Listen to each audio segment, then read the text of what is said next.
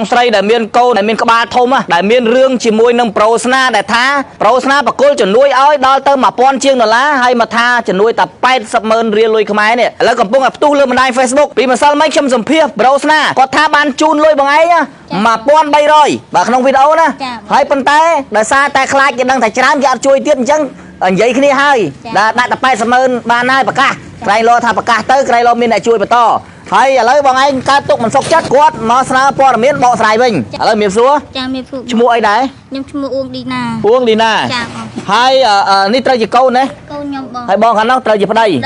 ហើយឥឡូវកើតជារឿងរ៉ាវរហូតដល់ផ្ទុះលើបណ្ដាញ Facebook ថាបងឯងទទួលបានលុយគេ$1000 ជាងហើយហេតុអីបានជាបងឯងទាមទារបន្ថែមទៀតចាបងខ្ញុំអត់សុខចិត្តទេដោយសារថវិកាដែលគាត់យកមកឲ្យខ្ញុំបានតែ80,000ទេហើយមានច្បាស់ណាបង80,000 រៀល80,000 រៀលចាបង80,000ហើយអង្គមកបេធំទឹកត្រីមួយយួរទឹកស្អៀងមួយយួរមីមួយកេះហើយនឹងខោទឹកនោមមួយដុំធំតែប៉ុណ្្នឹងទេបងខ្ញុំបានទទួលតែប៉ុណ្្នឹងទេហើយថ្ងៃដំបូងដែលគាត់បានចុះមកជួយខ្ញុំនោះទាំងប្តីទាំងប្រពន្ធគាត់នោះគាត់បានជូនខ្ញុំថវិកាចំនួន$50,000រៀលដែរតែប៉ុណ្្នឹងទេបងអូទៅថ្ងៃដំបូងឲ្យ$50,000ហើយក៏បានថតអីចឹងទៅណាចាបងចាហើយដល់ពេលបានជំនួយបានតែម្ដងណាចាបងបានតែម្ដងហ្នឹង80,000ហ្នឹង80,000ហ្នឹងចុះ$1000 ជាងទៀតដែលប្រូស្នាគាត់បានប្រាប់ប្រកាន់ព័ត៌មានថាបងនិយាយមួយគាត់ថាបងជាអ្នកសុំកុំឲ្យគាត់ផ្សាយ$1000 ជាងទៀតបងនិយាយថ្មត្រង់បងបានអត់ចាបងខ្ញុំនិយាយប្រកាសឲ្យខ្ញុំទៅស្បត់ដល់ណាក៏ខ្ញុំទៅដែរបងហ៊ានស្បត់ទៀតចាខ្ញុំស្បត់បងដោយសារខ្ញុំបានថវិកាចំនួន$1,300 $1,200ដូចគាត់និយាយទេខ្ញុំបានតែ80,000គាត់ដែលគាត់ទៅយកជំនួយឲ្យខ្ញុំនឹងបានតែ80,000នឹងទេឲ្យខ្ញុំទៅស្បត់ដល់ណាក៏ខ្ញុំទៅដែរបាទហើយឥឡូវមិនបានទៅជួបប្រូស្នាហើយយើងអ្នកពឹងពាក់គេត្រូវអត់យើងអ្នកពឹងពាក់គេខ្ញុំឃើញគាត់ផុសក្នុង Facebook ជួយម៉ែកូនភ្លោះហើយខ្ញុំក៏ខមមិនទៅសុំថាបងសុំបងជួយកូនខ្ញុំផងគាត់ថាគាត់អត់តន់តបមកខ្ញុំទេហើយបានប្រហែលថ្ងៃបានគាត់ឆាតចូលមកខ្ញុំបាទ TikTok គាត់ថាសួរថាកូនខ្ញុំឈឺអីសួរតំណែងតំណងទៅខ្ញុំប្រាប់គាត់ថាអូនទឹកដាក់គុកក្បាលលិសងគុកក្បាលពេទ្យគាត់អស់លទ្ធភាពហើយតែខ្ញុំចង់រកជំនួយដើម្បីជួយបន្តកូនតអាយុជីវិតកូននេះចង់ឲ្យប៉ុណ្្នឹងទេហើយយូរទៅគាត់ក៏ឆាតតាម Telegram មកខ្ញុំគាត់ថាបងស្អែកខ្ញុំទៅជួបបងខ្ញុំមានសម្លេងទាំងអស់ខ្ញុំមានកាត់តមានបានលុបឆាតទេគាត់ថាខ្ញុំលុបឆាតហើយគាត់ថាចេះអ្នកក្រអីចេះលេង TikTok ចេះលេង Facebook មានកងធនាគារបងអ្នកក្រមិនខ្ញុំកាប់មុនខ្ញុំធ្វើការរោងចក្រមិនមែនខ្ញុំមកដេកស៊ីមើលថែកូនទេកាប់មុនខ្ញុំនៅមានការងាររោងចក្រហើយកងធនាគារក៏ខាងរោងចក្រគេធ្វើឲ្យដែរឥឡូវបញ្ជាក់ឡើងនឹងតិចណាដោយសារតែភាគីខាងប្រូស្នានោះថាបងមាន TikTok ណាលេងហើយចាបងខ្ញុំមានបងមានកងធនាគារមែនចាបងហើយចុះអាពេលហ្នឹងមិនក៏មិនប្រាប់គាត់ថាដាក់កងខ្លួនឯងចុះគាត់អត់មានបានសួរខ្ញុំទេបងគាត់អត់មានសួរខ្ញុំថាចៃមកឯងមានកងធនាគារខ្លួនឯងអត់មានសួរខ្ញុំទ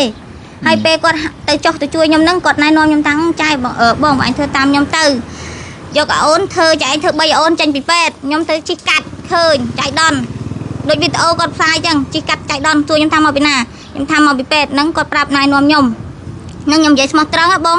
ហើយពេលដែលគាត់យកថវិកាទៅឲ្យខ្ញុំហ្នឹងក៏គាត់អត់បានថតនៅក្នុងបន្ទប់ដែរគាត់ថាំងនៅបន្ទប់ខ្ញុំញ៉ៃឲ្យខ្ញុំទៅថតកន្លែងស្ងាត់ឡើងទៅថតកន្លែងស្ងាត់មួយគាត់ខ្ញុំក៏ទៅតាមគាត់ទៅកន្លែងស្ងាត់ដុំបន្លាយតែនៅស្ទឹងមជ័យដែរតែដុំបន្លាយតែខ្ញុំអត់ដឹងថានៅដុំណាទេគាត់ឲ្យខ្ញុំក៏ទៅតាមគាត់ឡើងឡានទៅគួយក្រោយក្តិតឡានហ្នឹងគាត់យកគាត់ថតគាត់ថាអូលុយនៅក្នុងក្តិតឡានទៅយកសិន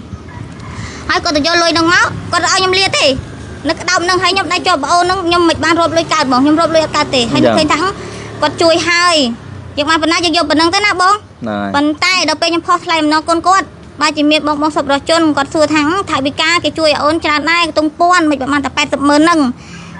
ងឆាតទៅសួរគាត់មើលមិនបានថវិកាបានតែប៉ុណ្ណឹងដល់ពេលខ្ញុំឆាតទៅសួរគាត់ដោយសម្លេងតែបងក្រុមម៉ូតូធំហ្នឹងគាត់ផុសចឹងហើយបងអំពុំមេសួរខ្ញុំច្រើនពេកក៏ខ្ញុំទេឆាតទៅសួរសុំបងក្រុមម៉ូតូធំហ្នឹងឲ្យគាត់ជួយយកធោះឲ្យខ្ញុំនឹងដោះស្រាយរឿងហ្នឹងឲ្យខ្ញុំគាត់ចូលទៅសួរចូលខមមិនចូលអីហ្នឹងអញ្ចឹងក៏កើតជារឿងចឹងមកណាកើតជារឿងវែងឆ្ងាយចឹងអញ្ចឹងអត់ត្រូវគ្នាទេណាចាបងក៏កើតផ្ទុះលើបណ្ដាញ Facebook ហើយមួយវិញទៀតគេថាបងឯងហ្នឹងយកកូនធ្វើអាជីវកម្មហ្នឹងយូរហើយអាហ្នឹងយើងមើលតាមខមមិនណាចាបងថាយូរហើយថាកូនហ្នឹងប្រហែលជាមិនមើលជាទេប្រហែលជាមិនរស់ទេប៉ុន្តែ